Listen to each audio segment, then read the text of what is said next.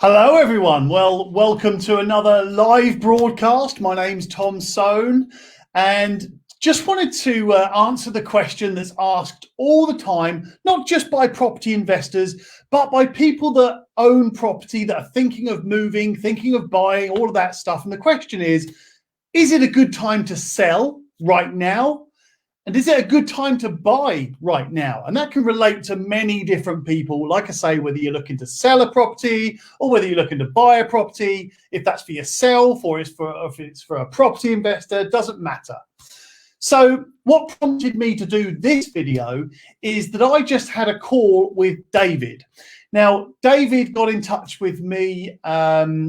He'd watched a couple of videos from me and on my Facebook page, which was basically just describing a load of property investment and my predictions for the market after lockdown, all that sort of stuff. And I had a really good chat with David about his situation. And my advice from that, and I rattled off a load of advice. You know what my advice is like. I just reel off all this advice and it's a lot of waffle, but if you pick out the good bits from it, then you get some really good advice in there too. So anyway, my advice from that was really good advice for home movers, for investors, and there's a little bit of an opportunity here, which I think a lot of property investors might have missed. So I had this call with David and he gave me his situation. It was a one-to-one call. Anyway, David lived in a family house for 23 years. All of his kids have now moved out. So him and his missus are just rattling around in this big family house, and they basically made the decision that they want to downsize, right? And this is all what his advice or his situation was, and I'll tell you about how this relates to property investing in a second, because there's a definite opportunity that I can't wait to share with you. Anyway, so him and his missus are rattling around in this big family home, and he'd seen my videos on Facebook, got in touch, and we've just had a one-to-one call just before lunchtime today. So he explained the situation, and like I say, his question was, is it a good time to buy or is it a good time to sell? What should I do, Tom? He asked for my advice about what the market was doing, about what investments are doing, and so on. So I'm going to share that advice with you and also show you the opportunity that I just mentioned for property investors. It's a really exciting time for anybody who wants to invest in property. So first of all, the advice for selling, that was the question. Should he sell his property now or wait? Well, look, let me tell you this. Family homes are selling like absolute hotcakes.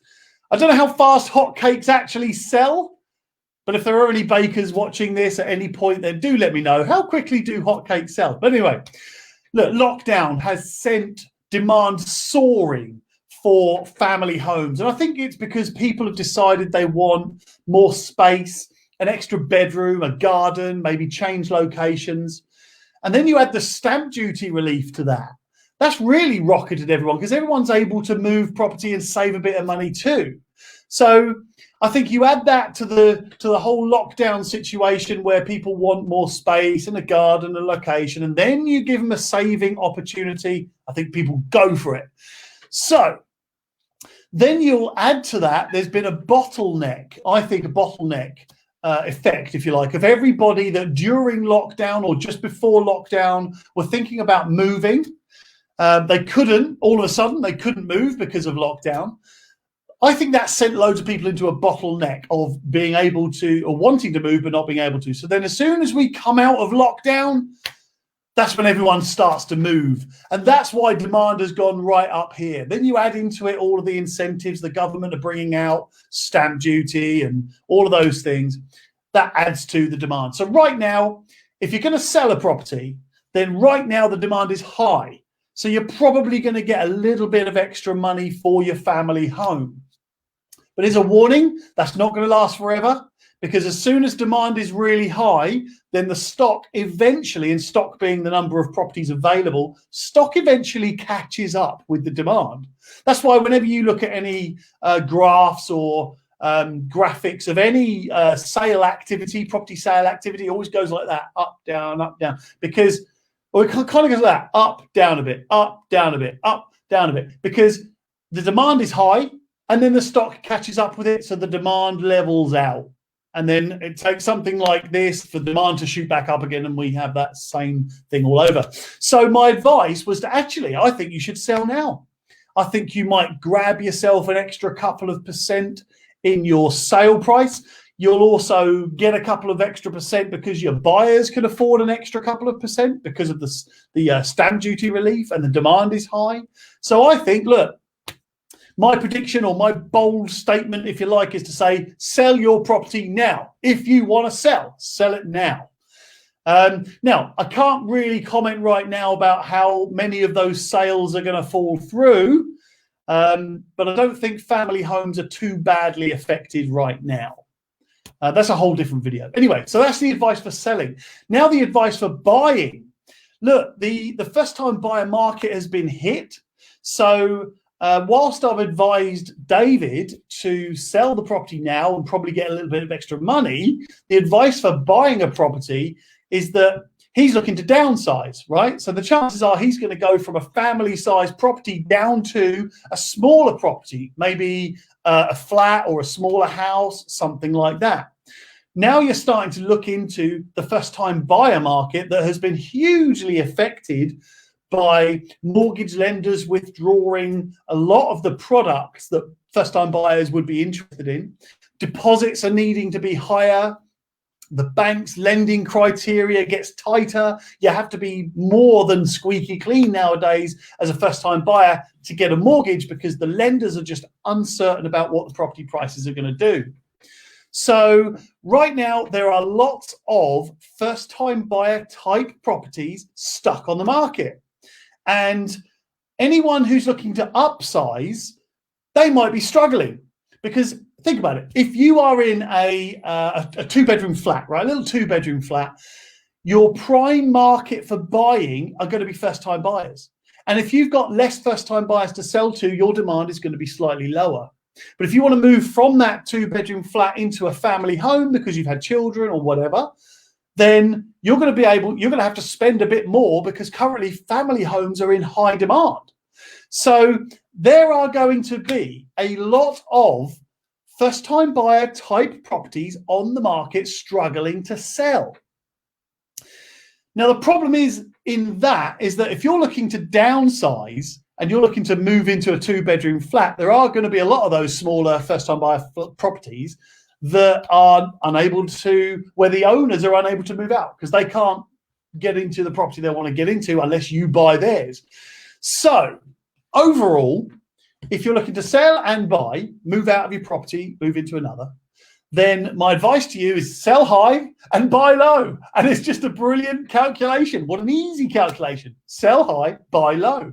There is that opportunity out there right now. Unless you're buying a bigger family home, then the chances are it's all going to be relative. But investments, and this is the exciting bit. Where is there a major opportunity for property investors right now? And I don't know how long this will last. And I'm only sharing this because I can't buy them all. And my property investor clients can't buy them all. And I certainly can't go and source all the properties on the market like this. So I want to share this with you so you've got the insight too. But here's my tip for property investing right now. Start looking at 1 and 2 bedroom flats and 1 and 2 bedroom smaller houses at the lower end of the price bracket, or the lower end price of the market, if that makes sense. Now, then once you have a look at those, just get them all on Rightmove. Search for an example. I'm in Portsmouth, so I search all of the properties in Portsmouth, and there are 1 and 2 bed flats, 1 and 2 bed houses of a smaller size. And then I check the demand on those places. Now, if there are lots of properties in that category on the market, all of those first-time buyer type properties are stuck on the market because not as many first-time buyers can buy them, then if there's lots of properties on the market, then you have an opportunity to buy low. And that's just simple social science, if you like. If there's high demand and you want to buy a property in that high demand, then you're going to have to pay more. If there's low demand, meaning lots of stock available, then you might be able to get it for a bargain. So you can check the demand, go to Rightmove, and again, search, let's just say 1 and 2 bedroom houses in Portsmouth, right? That's my area. If there are 30 properties on the market, on the market right now, that there's reasonably low demand for that type of property. You might be able to get one of them for a bargain. Now, you might have to make a lot of offers for that, but you might get one of them at a bargain. Next, to really check the demand, click on the filters button and then add sold subject to contract or sale agreed properties. So if there were 30 properties on the market, but there are 30 properties that are sale agreed, so now you're seeing a total of 60 properties, now you know that there's actually quite a good balance of demand versus a good balanced out demand. But if it's like 30 properties on the market and 5 properties sold, now you know there's low demand. Not many of these properties are selling at the current price. So you might now be able to go in, and if that property's on the market for 100 grand and it's been on the market for a few months and you can see that there's low demand, you can go to the agent and say, hey, Mr. and Mrs. Agent, my offer is 75 grand. Pick yourself up a bargain. You're not going to get every low offer that you make, but you might get 1 in 10 or 2 in 10. I always try and work on an 80-20 rule. If I see 10 properties and I make 8 offers, I should get 2 of them through. That's generally the way you should look at it. But yeah, anyway, calculate your yield. Don't forget your yield and make your offer based on the yield for that property. Certainly if you're looking to buy to let and you're looking to keep hold of it and rent it out, calculate your yield, make your offer, and stick by your offer. Don't go too high. Just say, hey, thank you very much, Mr. and Mrs. Agent, or thank you very much, Mr. and Mrs. Seller. That's my offer based on this calculation, and I don't want to take the mickey out of you, so this is my offer. Anyway, so always remember as well, in this sort of situation where property prices are a little bit weird, try and make sure that you're buying for long term too. You might decide to just lower your yield requirement just slightly, just a little bit, just for now. So rather than making 15% per year yield, you're going to make 12% just for now, because you know that property prices are going to go back up. They always do.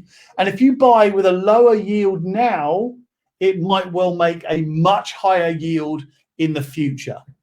So grab yourselves a bargain. Check out those first-time buyer type properties, 1 and 2 bedroom flats, smaller 1 and 2 bedroom houses at the lower end of the property price market, and you will pick yourself up a little bargain. Anyway, so just to recap, if the question is, should I sell now or should I buy now? The answer is, if you've got a family home, then now is a really good time for you to be selling that property.